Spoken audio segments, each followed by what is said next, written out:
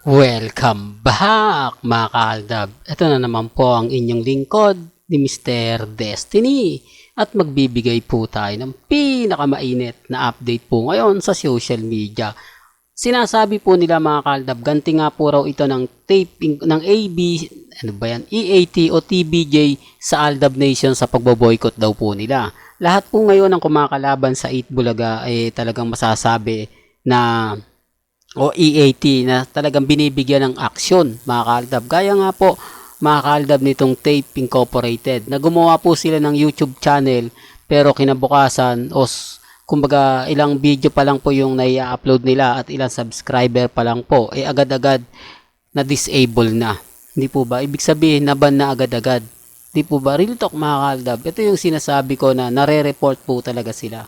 Hindi po ba? Kaya nga po ganito rin po ang ginagawa ng EAT sa Aldab Nation para mawala rin po mga kaaldab. Kaya nga po kasi si Alden sikat na sikat tapos namamayagpag, samantalang si Mengay wala na pong update o tuluyan na nga pong kumbaga nawala na pagdating sa showbiz. Di po ba? Gusto rin po kasi nila mawala na rin po ang fandom.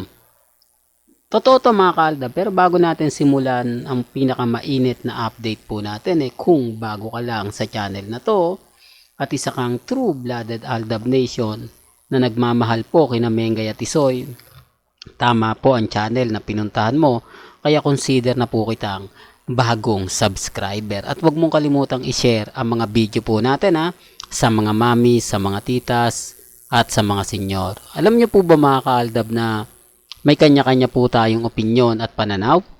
Pero totoo naman po ang mga sinasabi natin. Marami pa rin po nagsasabi na oo, Mr. Destiny, kumbaga boycott nga yung EATs karamihan sa Aldab Nation, kaya ito nga po yung ginagawa nila. Parang gumaganti nga po talaga sila. Totoo naman po na kapag nawala ang fandom ng Aldab, doon lang po sila makakagawa ng bagong records. Real talk to, hindi natin alam kung anong record po yung gagawin ng EAT.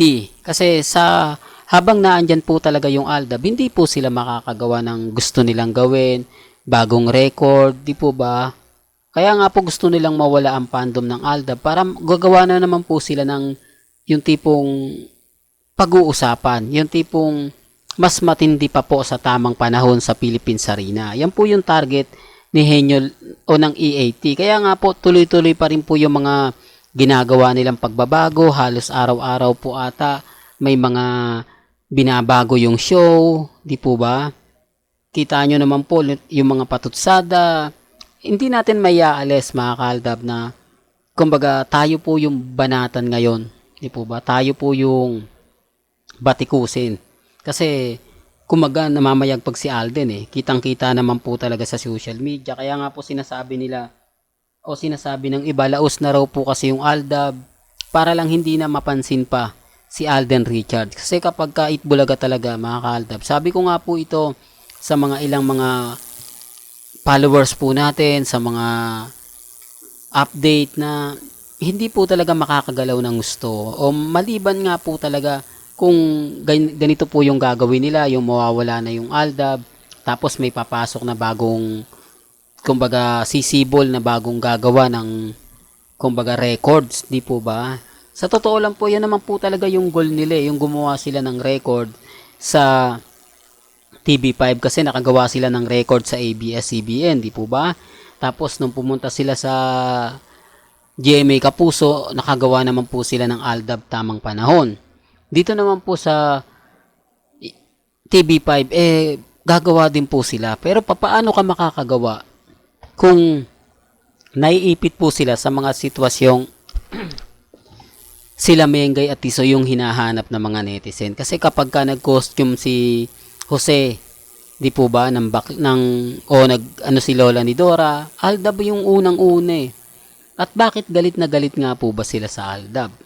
Kasi mga Aldab, namamayagpag pa rin po yung fandom natin. Di po ba? Bakit kailangan pa po nilang, kumbaga tama naman po yung mga nagko-komento na, Mr. Destiny, kung laos na yung Aldab, kung hindi na tinatangkilik pa sila Mengay at Tisoy, bakit sila affected? Bakit sila kumbaga nagre-react kasi tayo po yung nagte-trending sa Twitter. Hawak pa rin po natin ang Twitter. Kaya lang po mga kaaldab, hindi po nila matanggap. Di po ba na yung Aldab Nation, sila o tayo pa rin po yung talaga masasabing sikat. Di po ba? Gaya nga po ngayon, walang update kay Mengay. Walang post. For the record lang po, walang post po ang account ni Mengay sa Instagram, sa Twitter, sa Facebook. Wala pong mga update. Para lang po klaro para lang po sa mga baguhan at dumadaan sa channel natin. Kasi baka may magre-react na naman, may magkokomento na naman na ganito ganyan. Wag po kayo maniniwala. Wala po. Sinasabi ko lang po yung katotohanan.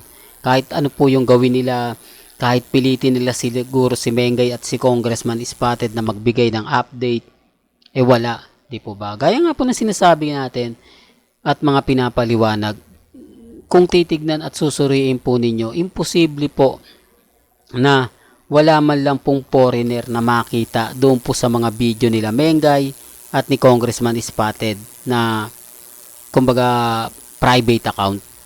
Kaya nga po yung iba nagtatanong, Mr. Destiny, bakit pumapayag naman sila ng ganyan? Bakit parang hinahayaan lang nila Mengay na mag-post ng mga edited video, edited picture? Armin din po kasi may gawa nun Kasama rin po yung sa Sarsuela. Di po ba? Yung mga private account lang ang pwede maglabas.